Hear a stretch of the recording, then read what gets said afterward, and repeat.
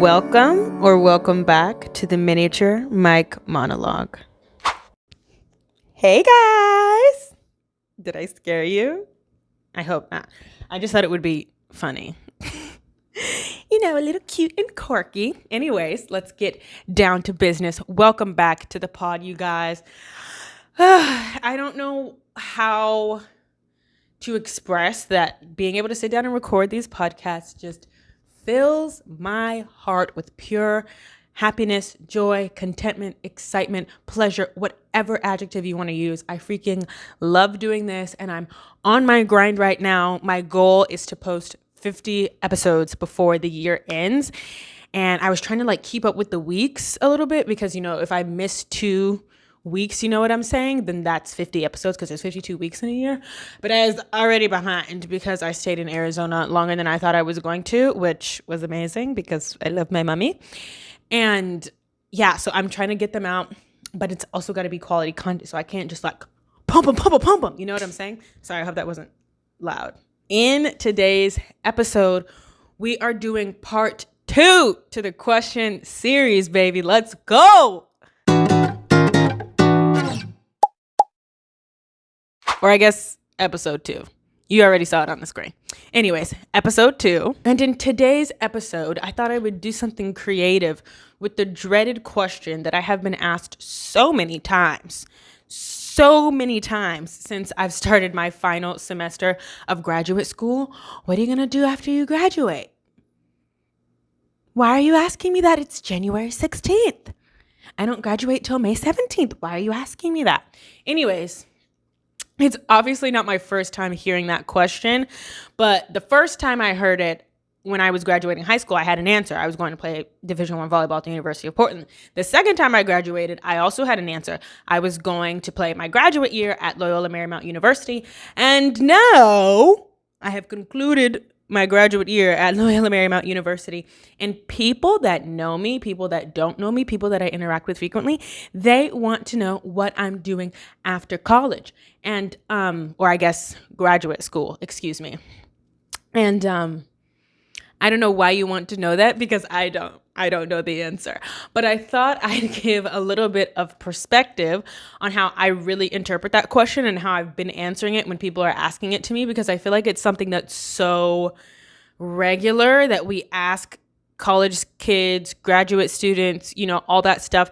And I don't feel like it should be, not because it's a bad question, but I think the way that we're phrasing it is wrong, and it puts all this pressure to know what your next step is. And in reality, nobody knows what their next step is. Even though I knew I was going to go play Division I volleyball once I graduated high school, I didn't know all what that entailed. And so when it comes to something like this, where it's a bigger transition, where I no longer have any school requirements, I'm not going to go get a different master's or work on my PhD or anything like that, I thought it would be valuable to answer this question honestly and have a little vulnerable moment to talk about some things that I really am interested in doing and I'm trying to do after I finish graduate school, which I technically won't really finish till the summer, even though I'll walk in May. So let's just talk about it, baby. I'm going to answer the dadgum question once and for all. And if you see this and then you see me in person and you want to ask me the question, don't, because I answered it right here. So don't ask me. Don't. I'm kidding. All right, period. Matcha has entered the chat. Lovely. I got to order me some, so I figured I would go get one today after I finished grocery shopping because I'm always doing that. But that's not the point, so let me take a sip so we can move the heck on. So I was actually on the phone the other day with my Uncle Ron, and he asked me this question: what are you going to do once you graduate?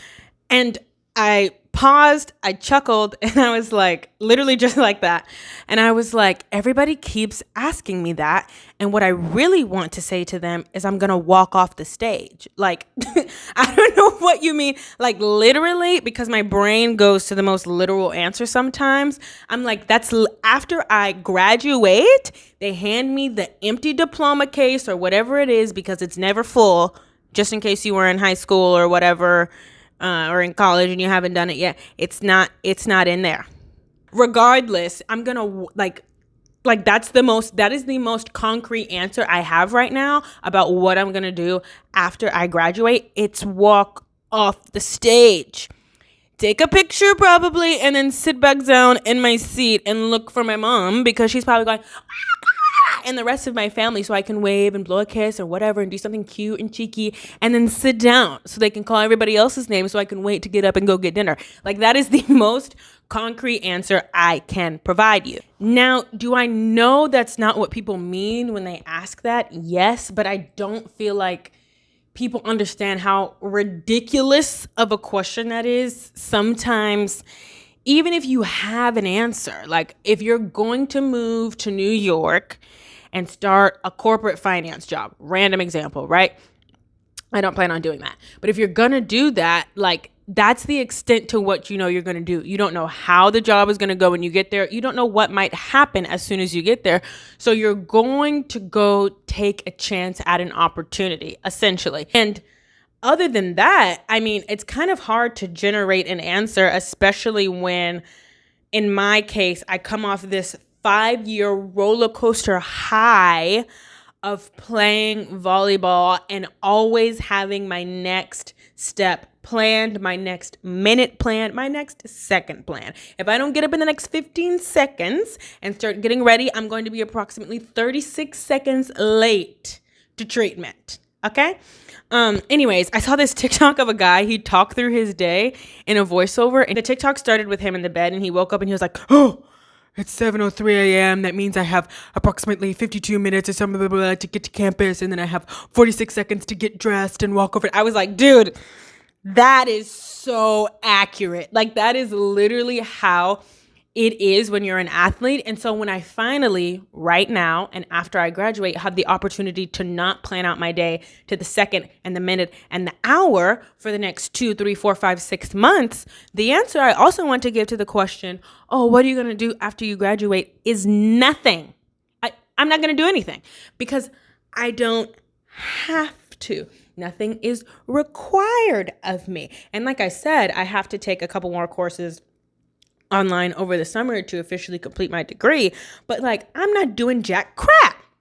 Why would I want to do something if I'm in a situation that this is my situation. I don't know why I phrased it like that.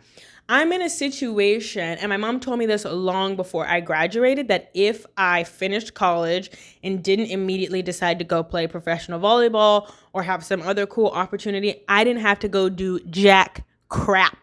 Okay. And when I was 17, 18, I was like, no way. I'm literally going to graduate and fly right over to Italy and get in the league and do this and play and be player of the year and blah, blah, blah, and MVP. And then end of my junior year came and I was like, Mommy, I think I might take you up on that offer. I don't know if I want to do anything right after I graduate. I'm not really sure about that. And I was looking at her like, what's she gonna say? Because it was so like me at that point to be like, pish posh. Definitely not. I'm gonna go do something. I'm gonna be active. I'm gonna make myself have more responsibilities and requirements. Like, that was how I thought. And so after I looked at her like this, she was like, okay, because she was serious about that. And I wasn't, because she knew what was to come and I didn't. She knew I was going to be exhausted. She knew I was going to want to be like, bruh, don't call me. Don't text me. Don't put me in a group chat. Don't ask me to do extra reps. Don't ask me to help with this volunteer thing or take this recruit. Just leave me alone. Okay, now that I'm off my tangent, let's get back to the points. So the first thing I said, and kind of rhetorically, but also literally, is walk off the stage. The second thing I said was do nothing. The third thing that I really want to do, and I mean, I think this is generally what everybody hopes and what everybody talks about. All I want to do after I graduate from graduate school, that's a weird saying, after I complete graduate school, is have enough money to provide for myself and my family. Like, My family doesn't need me to provide for them. They don't need anything from me. It's literally the other way around right now. And that's part of the reason I want to make enough money to be able to give back to them in some capacity, significant enough to their life, to kind of emulate or express my gratitude for the way that they've given to me financially, spiritually, mentally, emotionally throughout these 5 years, because it's been very, very tumultuous. It's also been very great, and sometimes it's been very not great. And my family, my grandfather and my grandmother, maternal, my mom, my aunt, they've all been there for me in extreme ways. And I love to give people gifts, and I want to be able to do that for them. Obviously not all at once, but I want to be able to give something to them to repay them for this period of my life, because it was really significant. And that's like the only goal that I have in trying to do something after I graduate. Obviously, I need money so I can have food to eat, and I, would like to shop, sure. But like more than that, I just want to be able to give back to those that have given to me, and move forward with my life as an adult and really start pursuing the things that I have had set in my heart for a long time. And that brings me to my third thing, and this is the question I really think people are getting at, or I feel like is more authentic to ask someone who's finishing college or finishing grad school. This is how I interpret it. And so this is just my perspective. You don't have to agree with me. You can think I'm whatever. I really don't care. But I interpret it as like, I think the question you're really asking kids, because everybody has this deep down in them from when they were a child to when they, grew up to be young teenagers and all that stuff. We all had dreams. We all had desires. We all had plans to make those dreams become a reality. And I think that in the, kind of unfortunately pessimistic and fear-mongering society that we live in, it's so natural to let those dreams die when it comes time to face that you have bills to pay. And it's a different situation and scenario for everyone when it comes to, do I have to pay those bills or can I go back, stay at home? And what are my priorities? How's my relationship with my family? And so that shapes a lot of different things. But I think the question we are all like really secretly asking and trying to get out of each other, besides like, just making small conversation as we pass each other in the hallway or small talk at a coffee shop, pick any one of those short interaction scenarios and place it there, because that's also an option.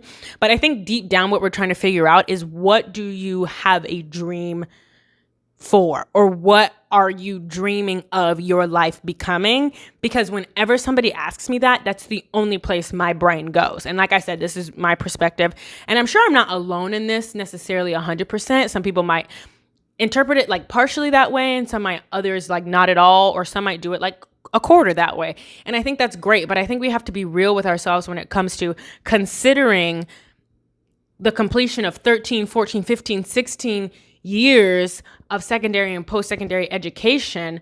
Now you've been educated to the maximum that you desire at that point, and it's like, what are you going to do with that education? And to me, the only answer to that question is to say, well, I want to pursue my dreams. I want to see the dreams that God has given me fulfilled. I want to chase the idea that God has set in my heart that would allow heaven to touch earth as it relates to me and my family and my desires. Does that make sense? Like that's how I see and understand and interpret that question when somebody asks it to me. Now, I'm not inexperienced in social interactions, and I do know that's not what people mean when they ask that question, because obviously I didn't say that to all of them or to anybody when they asked me that question, and I won't say it to anybody when they ask me that question inevitably in the future. But this, for the purposes of this podcast and kind of just, diving into something deeper that I feel like we just live in the surface on, this is one of those things, asking people what they want to do once they're done with one stage in their life. I feel like that's really a surface question that has a deeper meaning. And as for me, there's quite a few dreams and goals and things that I want to pursue, some very specific, and some, not so specific, kind of like the having enough money to provide for myself. And there are means that I think the Lord has given me to achieve that. And I think one of them is this. I talked about this podcast being something that I have wanted to start for over 4 years now, and we're just now doing it. And I envision this becoming a business for me. I've envisioned it like that since I started putting it together. And so that's how I view it. That's how I handle it. That's how I prepare it. And the same thing for my YouTube channel. I would love to become a full-time paid content creator, because I think there's a difference. Like, you have to be full-time before you're getting paid. If you really want to develop a strong brand, personal presence, and an audience that is interested and committed to you, you have to be full-time before you're being full-time paid. Anyways, and I've talked about it a little bit on my YouTube channel. It's in a video that is coming out relatively soon, or it might already be out. It's this one. Go watch it if you haven't. I've always, I don't think you understand how far this goes back in my brain. I've always wanted to be a model, like my whole life. I remember one time this lady, I can't even remember who it was. She went to my grandfather's church when I was in the single digits of age. I was 8 or 9 or something or whatever. And I would always go into my mom's shoe closet, like I feel like a lot of girls did, or just her closet in general, and walk around in her heels and just strut. And we would always watch America's Next Top Model together when I was younger, and we both loved it. And I would get up and strut around and do all that stuff. Anyways, back to this church lady interaction. I can't remember who it was. My mom would probably be able to tell you. But we were at our apartment, and she was having a conversation with this lady, and I just kept walking up and down the hallway in these blue candy heels that my mom got from, like, I think it was like Charlotte Russe or something like that. I loved those heels. They were the tallest pair she owned, and that's why I wanted to walk around in them. So I would walk up and down the hallway while they were talking, not trying to interrupt, making sure that I was being seen while they were having these serious conversations, right?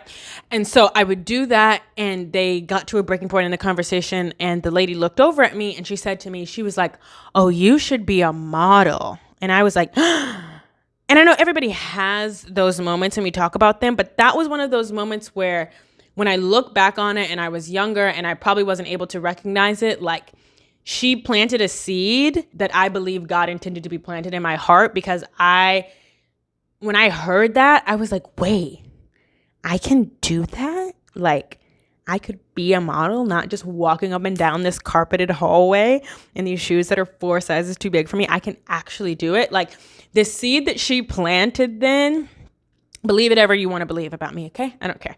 The seed that she planted then was so genuine that she said that to me, and obviously I probably forgot about it because I was like, I gotta finish my strut. And I walked back down the hallway where my mom was like, for the 40th time, Jiana, be careful. And I was like, you want to be on da-na-na-na-na-na. Anyways, but my point being, like, that seed was planted in me very, very early, and I never forgot about it. I just started playing sports. You know what I'm saying? So I would absolutely, positively, 100%, a million trillion times love to be a model, like a runway model. Like, I'm not just talking about campaigns. Like, sure, I would love to do that, but I want to model so bad. So bad. Anyways, we're going to move on because that's one of them. The next two are kind of just general. I want to get a new car, and have I ever mentioned this on my YouTube channel? I might not have, but I'm mentioning it here, and I've always wanted a Mustang. You want to know why? Sharpay Evans. Sharpay Evans is the reason I have always wanted a Mustang. When I was younger, I would say I want a pink Mustang. Now I'm like, okay, not pink, but I do want a nice colored interior seat layout. I want the convertible, and like, I want that to be a car that I have forever. And I was thinking about this the other day because I'm seeing the new generation of Mustangs roll out and people are driving them, and I'm not super duper obsessed with it. So I don't know. Obviously, if I had the funds to buy it, I would have bought it already, but like, I don't know when I get the funds if I'm gonna buy it in this generation, because I'm just not sure I love it. And I want to love it because I'm gonna have this car for the rest of my forever on this earth. I will never give up my Mustang, ever. Like, I plan to pay for it cash. I walk in or I order it, I put it together, and then I walk in, I hand them a check, I hand them the money, you hand me my keys, I walk out, we're done. I own this vehicle. From the moment I drive off the lot, I'm going to own that Mustang. Oh, yes, ma'am. Yes, ma'am. Yes, sir. Yes, deacon. Yes, bishop. Yes, maestro. Yes, professor. Yes, pastor. That car's going to be mine. It's going to be mine from the time that I drive off the lot.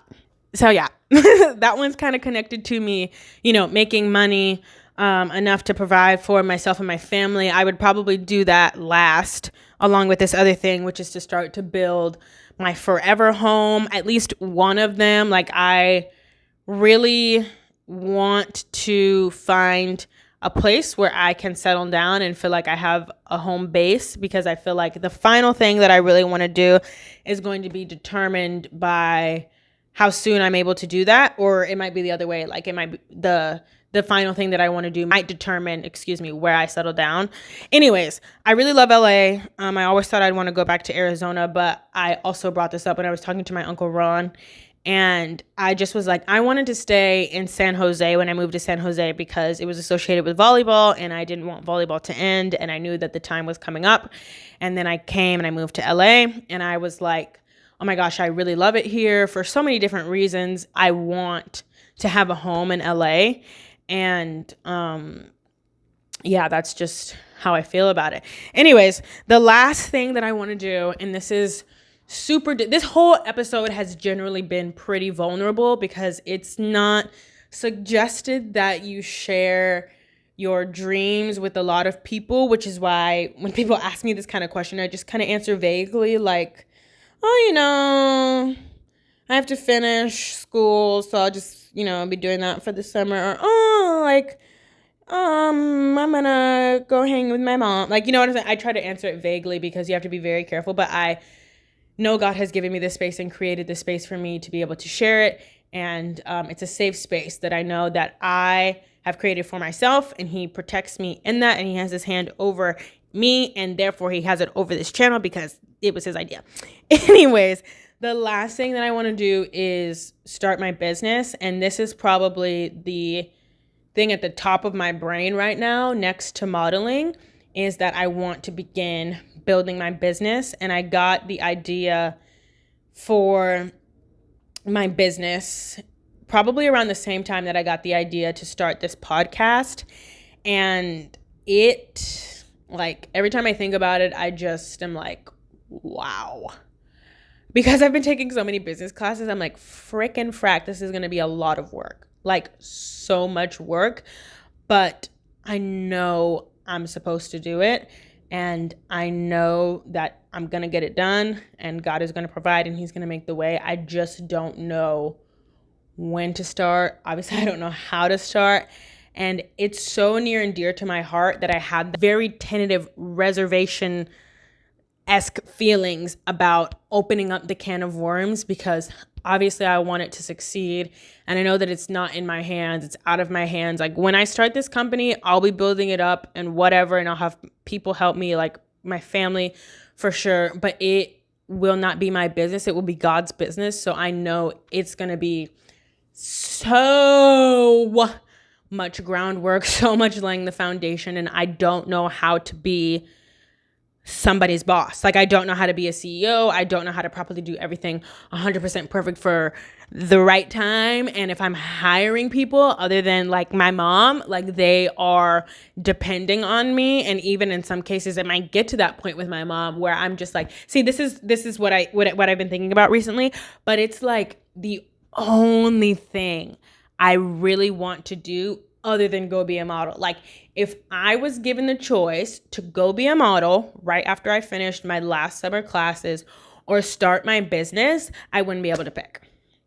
I would not be able to pick because I want to do both, but I cannot do both at the same time, because I'm either going to only be modeling and enjoying that experience and doing it for as long as I can, or I'm only going to be doing my business, because that is going to have all of my full 100% undivided attention from the time that I start to the time that I get it running up and off the ground. And God says, okay, well, if you want to go do something else, or, I believe that I have enough work setting, people, and support systems built in to where if I stepped away for a little bit, it would be fine. And obviously that's something that I plan on building in because, like I said, it's not my business. Sure, I will found it, but it will be God's business. And if it can't run without me, then I have failed to build a business.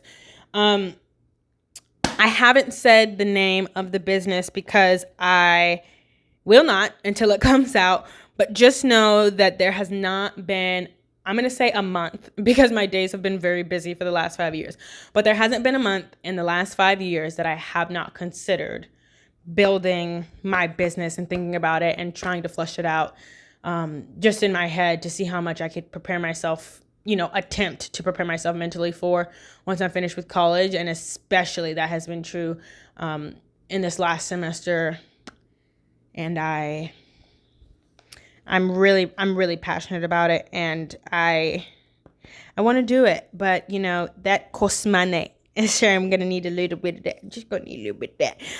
Anyways, so yeah, that's probably I can kind of low key place a safe bet. I'll place a safe bet because I can't guarantee crap because I'm not God, but I can place a safe bet that I will either in the next, let's say, year, because I do believe that full-time paid content creation is in my very near future. But within the next year, after me have been doing that, started that, been doing it to the extent that I would like, I will either be a founding CEO or I will be on top. Did you get that reference? Did you get it? It's about being a model. It is. Yeah, anyways, essentially I can guarantee I'll be doing one of those two things in the next year, 2 years. I didn't even mention professional volleyball, which is crazy. I want to play. I'm gonna play. Like the first episode on my channel was about not being a national champion, and I ended it saying like I will be a national champion, and I do believe I will be a national champion playing, but I do not want to play volleyball right now. I don't. And everyone just kind of assumed that I would, which kind of makes sense because I had a lot of success throughout my entire career, but especially at the end of my career. But I need a break for multiple reasons that I've yet to discover. But I am in tune enough with myself to know that I just need a break. I don't want to do it right now. This is not the time for me to be playing professional volleyball. I need to take a step back from it because it's been my only step for the last almost 9 years. So I needed to push itself to the side, and then I'll come back to it in about 2, 3, 4 cool years. Is my bet. Okay, because I have no relative timeline of anything or concept of the future or what my plans are or how they might work out. Which is why I have such strong resentful feelings towards this question that I just spent the last 25 minutes answering. Anywho, got real close to my heart there for a minute. I hope you guys enjoyed this podcast. I certainly enjoyed filming it. It was an interesting kind of new take on the questions series, and I think that there will be more like this, and this is just the start of kind of like taking a step in the same direction, but just slightly veered off to the right or to the left to make you think a little bit about the things that we are constantly saying and asking of each other and expecting of each other. Not that this is a bad thing, because I don't think it is. I just thought it would be a cool, interesting take on the concept. And that's it. I hope you guys really enjoyed. Thank you so much for being here. Okay. Bye.